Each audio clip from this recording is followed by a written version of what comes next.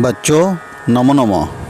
आज हम कक्षा सप्तमी की पुस्तक सुरभि का पंचम पाठ जिसका नाम सुवचनानी है उसका अभ्यास करेंगे। वैसे तो अभ्यास कार्य बच्चों के द्वारा अथवा शिक्षक की उपस्थिति में होता है जिससे शंका समाधान अच्छी तरह से हो पाता है। कुछ बच्चों का विशेष आग्रह था अतः मैंने यह प्रयास किया। पहले इसका विचार नहीं था अतः चतुर्थ पाठ तक का अभ्यास नहीं किया। आपको मेरा यह वीडियो कैसा लगा कमेंट द्वारा मुझे सूचित कीजिएगा जिससे मैं आगामी पाठों के अभ्यास के लिए वीडियो बनाने का निर्णय कर पाऊँगा। आओ अभ्यास शुरू करें। बच्चों अब हम अभ्यास प्रारंभ कर रहे हैं। पहला, पठन्तु लिखन्तु च आम अथवा न, अर्थात पढ़िए और लिखिए। जो सही है उस जगह पर आम लिखना है और जो गलत है उस जगह पर न लिखना है। पहला, खलस्य विद्या ज्ञानाय भवति। दुष्ट की विद्या ज्ञान के लिए होती है, यह सही नहीं है, इसीलिए हम लिखेंगे न। दूसरा, सज्जनः धनम प्राप्य दानमपि कुर्वन्ति। सज्जन लोग धन प्राप्त कर दान भी करते हैं, यह उत्तर सही है, इसीलिए हम लिखेंगे आम। तीसरा, अयम मम अस्ति सह परकीय अस्ति इति उदारजनाः चिन्तयन्ति। यह मेरा है यह दूसरे का है, ऐसा उदार हृदय वाले सोचते हैं, यह गलत है, इसलिए हम लिखेंगे न। चौथा, सज्जनानां संगत्या मानवस्य उन्नति भवति। सज्जनों की संगति से मनुष्य की उन्नति होती है, यह बिल्कुल सही है, इसलिए हम लिखेंगे आम। पांचवा, विदुषां कृते प्रत्येकं स्थानं विदेश इव भवति। विद्वानों के लिए प्रत्येक स्थान विदेश की तरह होता है, यह गलत है, इसलिए हम लिखेंगे न। प्रश्न द्वितीय, मंजूषायां प्रदत्त पदैः रिक्त स्थानानि पूरयन्तु। मंजूषा में दिए हुए पदों के द्वारा रिक्त स्थानों की पूर्ति करनी है, अर्थात खाली स्थानों की पूर्ति करनी है। पहला, साधो विद्या रिक्त स्थान भवति। यहाँ पर सही जवाब है ज्ञानाय। दूसरा, खलस्य रिक्त स्थान परेशान परिपीडनाय भवति। यहाँ सही जवाब है शक्ति।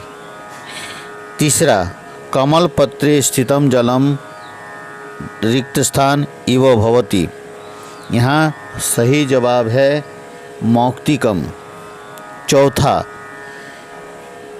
रिक्त स्थान कृते किमपि स्थानं दूरम न भवति। यहाँ सही जवाब है व्यवसायिनां। पांचवा, रिक्त स्थान तु वसुधैव कुटुंबकम। यहाँ सही जवाब है उदारचरितानां। प्रश्न तीसरा, मंजूषायाः उचितं पर्यायपदं चित्वा लिखन्तु। मंजूषा से उचित पर्याय पद अर्थात पर्यायवाची पद चित्वा लिखन्तु, चुनकर लिखिए। पहला, बारी। बारी अर्थात जलम। द्वितीय, सविद्यानां अर्थात विदुषां। तीसरा, वसुधा अर्थात पृथ्वी। चौथा, मदाय अर्थात अभिमानाय। पांचवा, धत्ते अर्थात धारयति। चौथा प्रश्न, एतेषां प्रश्नानाम् उत्तराणि एक पदेन वदन्तु लिखन्तु च। इन प्रश्नों के उत्तर एक पदेन अर्थात एक पद से बोलिए और लिखिए। पहला, कस्य शक्ति परेशान परिपीडनाय भवति। किसकी शक्ति दूसरों को परेशान करने के लिए होती है? उत्तर है खलस्य। दूसरा, महाजनस्य संसर्ग कीदृशः भवति? सज्जनों की संगति कैसी होती है? तो उत्तर है उन्नतिकारकः।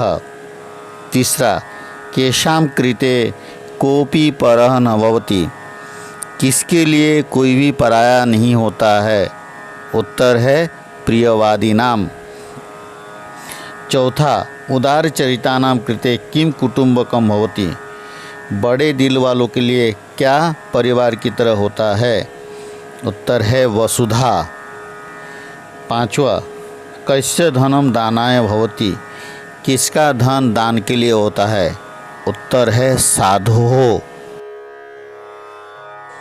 प्रश्न 5, एतेषां प्रश्नानाम् उत्तराणि पूर्णवाक्येन लिखन्तु। इन प्रश्नों के उत्तरों को पूर्ण वाक्य में लिखिए। पहला, साधो शक्ति किमर्थम भवति? साधु की शक्ति किस लिए होती है? उत्तर है साधो शक्ति ही परेषां रक्षणाय भवति। साधु की शक्ति दूसरों की रक्षा के लिए होती है। दूसरा, अयम निजः परो वा इति केषां गणना? यह मेरा है, यह दूसरे का है, ऐसी गिनती किसकी होती है? उत्तर है अयम निज परो वा इति लघु चेतसानां गणना। यह मेरा है, यह दूसरों का है, ऐसी गिनती छोटे दिल वालों की होती है। तीसरा, केषां कृते किमपि कार्यं भारं न भवति? किनके लिए कोई भी कार्य भार नहीं होता है? उत्तर है व्यवसायिनां कृते किमपि कार्यं भारं न भवति। व्यवसायी अर्थात परिश्रमी व्यक्ति के लिए कोई भी कार्य भार नहीं होता है। चौथा, किम मुक्ता फलश्रियम धत्ते? अर्थात कौन मोती का रूप धारण करता है? उत्तर है पद्मपत्र स्थितम वारी मुक्ता फलश्रियम धत्ते।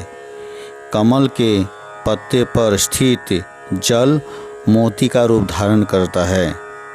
कस्य धनम दानाय भवति? किसका धन दान के लिए होता है? साधो धनम दानाय भवति। साधु का धन दान के लिए होता है। छठा प्रश्न है, स्थूल पदम आधृत्य प्रश्न निर्माणम कुर्वन्तु। मोटे पदों को आधार मानकर प्रश्न निर्माण करना है।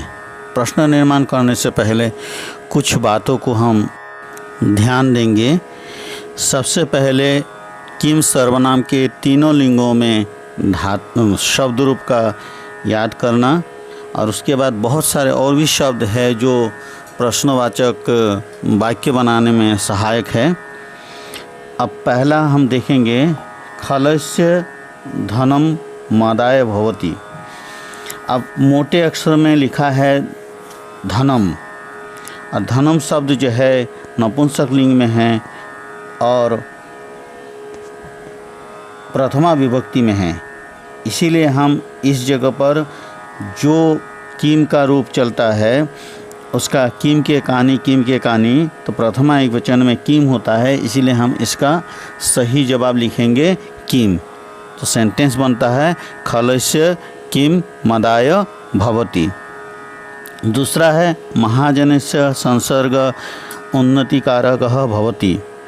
तो महाजनस्य जो मोटे अक्षरों का पद है उसके स्थान पर हम देखेंगे कि किस विभक्ति का प्रयोग हुआ है, तो वहाँ षष्ठी विभक्ति का प्रयोग हुआ है, और महाजन पुल्लिंग शब्द का है, तो इसीलिए हम जो है उसका प्रयोग करेंगे कस्य। तीसरे में है व्यवसायिनां कृते किमपि स्थानम दूरम न भवति। मोटे अक्षरों में जो पद लिखा हुआ है वो व्यवसायिनां लिखा है, तो व्यवसायिनां षष्ठी बहुवचन में है, इसीलिए हम उसके स्थान पर प्रयोग करेंगे केशाम। चौथा है साधो विद्या ज्ञानाय भवति। साधु मोटे अक्षर का पद है, इसलिए इसकी विभक्ति को देखते हैं तो इसकी विभक्ति है षष्ठी, क्योंकि पुल्लिंग साधु शब्द पुल्लिंग का है और षष्ठी विभक्ति में, तो इसका सही जवाब है कस्य। पांचवा, उदार जनाः संपूर्णं संसारं स्वपरिवार तुल्यं जानन्ति। उदार जनाः ये बहुवचन में है और पुल्लिंग का है, इसीलिए इसके स्थान पर प्रयोग होगा के। सातवां प्रश्न, उचितं भावम् उचित इति चिह्नेन चिह्नितं कुर्वन्तु। क उदार चरितानाम, इसका भाव है पहला येषां हृदयं लघो भवति, जिनका हृदय छोटा है, गलत है यह। दूसरा येषां हृदयं विशालं भवति, जिनका हृदय विशाल होता है अर्थात बड़ा होता है, यह सही है। ख महाजनः, महाजन अर्थात महान व्यक्ति कौन होता है? पहला, यह सर्वदा सर्वेषां उन्नति विषय चिंतयति, जो हर समय सभी के उन्नति के बारे में सोचता है, बिल्कुल सही है यह। दूसरा, यह सर्वदा स्व विषय चिंतयति, जो हर समय अपने बारे में सोचता है। तीसरा, कह पर प्रियवादिनाम, अर्थात कौन है पराया प्रियवादियों का, जो प्रिय बोलता है उसका पराया कोई भी नहीं है। क ये प्रियम वदन्ति सर्वे जना तेषां मित्राणि भवन्ति, जो प्रिय बोलते हैं सभी लोग उनके मित्र होते हैं, यह बिल्कुल सही है। दूसरा, ये जनाः केवलं मित्रैः सह प्रियम वदन्ति ते सज्जना सन्ति, जो लोग केवल मित्रों के साथ प्रिय बोलते हैं वे सज्जन होते हैं, यह गलत है। मूल्यात्मक प्रश्न, भवान भवती ज्ञानं प्राप्य अन्येषाम् उपकाराय किं किं करिष्यति। आप ज्ञान प्राप्त कर दूसरों के उपकार के लिए क्या क्या करेंगे, यह आपका अपना भाव है। इन श्लोकों को पढ़ने के बाद जो आपके मन में भाव आया है उसके बारे में आपको विचार करना है। गतिविधि सत्संगति इति विषयम् अधिकृत्य पाठ्यपुस्तकात् भिन्नं श्लोकानाम् अन्वेषणं कुर्वन्तु, कक्षायां च तेषां सस्वरं पाठं कुर्वन्तु। सत्संगति इसी विषय को मानकर पाठ्यपुस्तकात् भिन्नं, पाठ्यपुस्तक से अलग श्लोकों का अन्वेषणम मतलब खोज करके, कक्षायां च तेषां सस्वरम पाठम कुर्वन्तु, उनका खोज करिए और कक्षा में सस्वर पाठ करिए। अब थोड़ी चर्चा व्याकरण पर करते हैं। इसमें दिया है शब्द रूपानाम प्रयोगः। जब भी हम किसी भी वाक्य की रचना करते हैं तो उसमें सबसे महत्वपूर्ण होता है शब्द रूप और धातु रूप। उसके बिना हम वाक्य की रचना नहीं कर सकते हैं। और जब हम शब्द रूप की बात करते हैं तो वहाँ विभक्तियों का उल्लेख करना बहुत ज़रूरी है, उसके बिना भी हम वाक्य की रचना नहीं कर सकते हैं। यहाँ पर विभक्तियों के बारे में कुछ दिया है। पठन्तु अवगच्छन्तु च, पढ़िए और समझिए। विभक्तयः, विभक्तियाँ कारकानि। बालः गच्छति प्रथमा कर्ता, जिसको हम प्रथमा विभक्ति कहते हैं, उसको कारक के नाम से हम कर्ता कारक के नाम से जानते हैं। बालः फलम खादति, जो मोटे अक्षरों में दिया जा रहा है, पहले बालः गच्छति वो प्रथमा है, बालः फलम खादति बालक किसको खाता है, द्वितीया कर्म। बालः बस यानेन विद्यालयं गच्छति, बालक बस यान से, अर्थात तृतीया विभक्ति का प्रयोग हुआ है मोटे अक्षर के द्वारा निर्मित पद में। तो यहाँ पर तृतीया विभक्ति के लिए प्रयोग किया गया है कर्णम। स पठनाय गच्छति, वो पढ़ने के लिए जाता है। यहाँ पर पठनाय में चतुर्थी विभक्ति का प्रयोग हुआ है, जिसका कारक है संप्रदानम। सह वृक्षात् फलानि त्रोटयति, अलग होने के अर्थ में वृक्षात् यहाँ पंचमी विभक्ति का प्रयोग हुआ है, जिसका कारक है अपादानम। स रामस्य मित्रमस्ति, वह राम का मित्र है। यहाँ पर षष्ठी विभक्ति का प्रयोग हुआ है, जिसका कारक चिन्ह है संबंध। सह ग्रामे वसति, वो गांव में रहता है। सप्तमी विभक्ति यहाँ पर प्रयोग हुआ है और जिसका कारक है अधिकरणम। हे राम त्वं कुत्र वससि।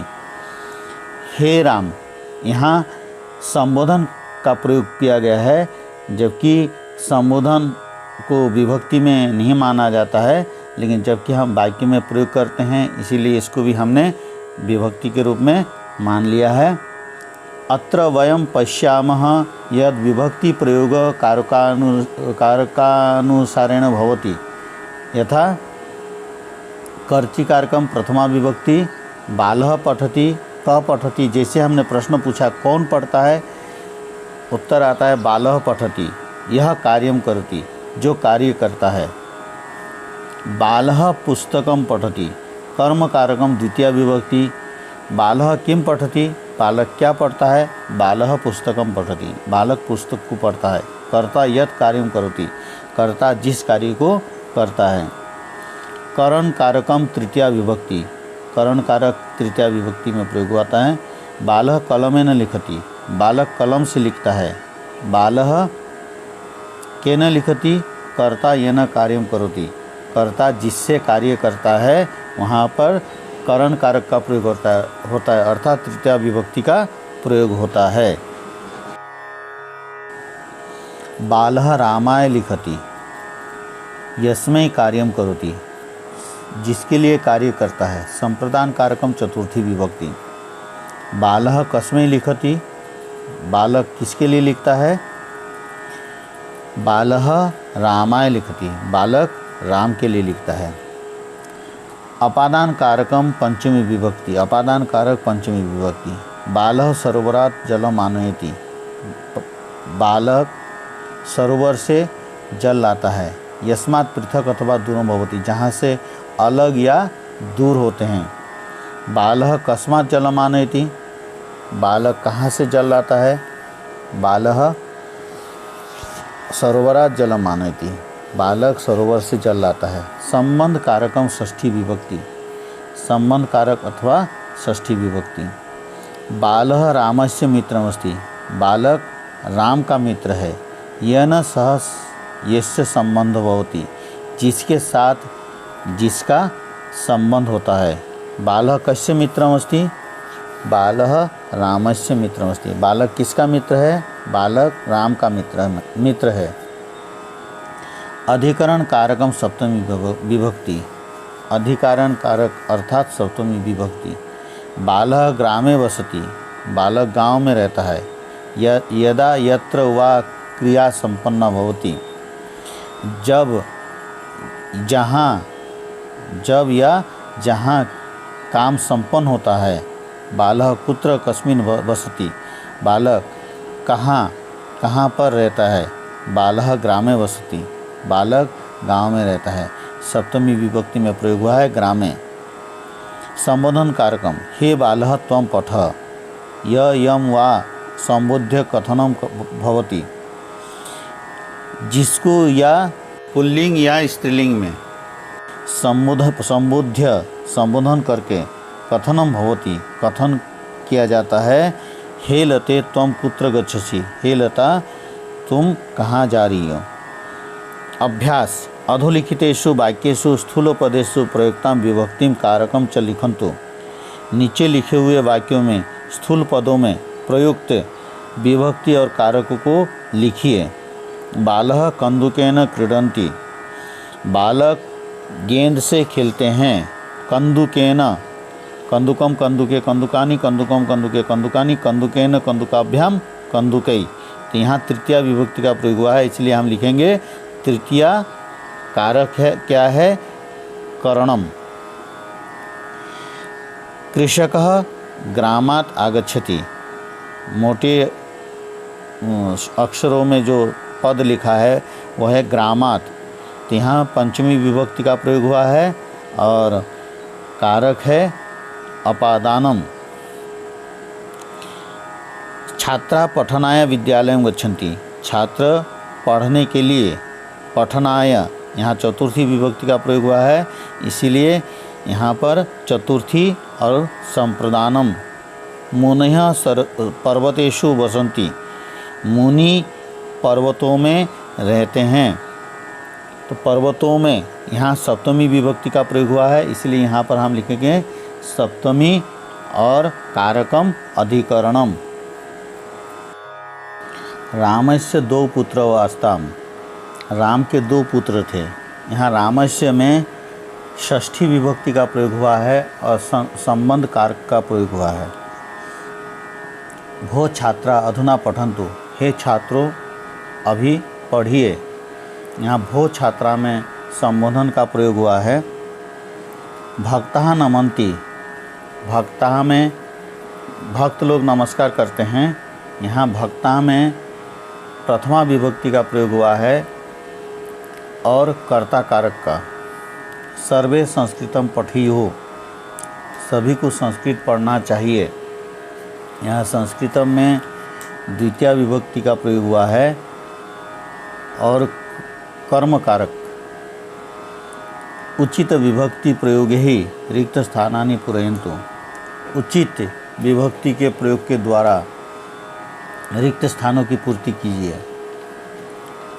रिक्त स्थान जिज्ञासु आसीत, कोष्ठक में दिया है बालः बालम, यहाँ सही जवाब है बालः।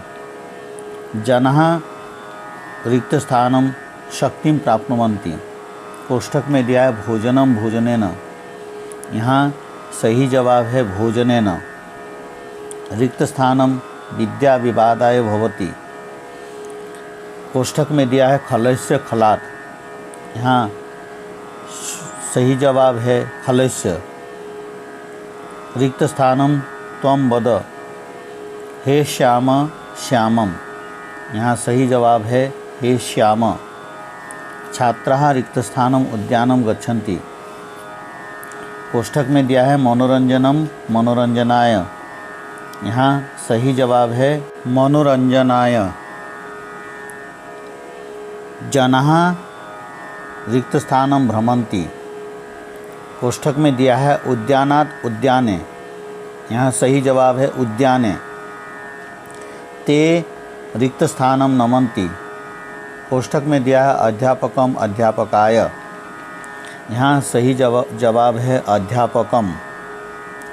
सः रिक्त स्थानम आगच्छति, कोष्ठक में दिया है नगरम नगरात्, यहाँ सही जवाब है नगरात्।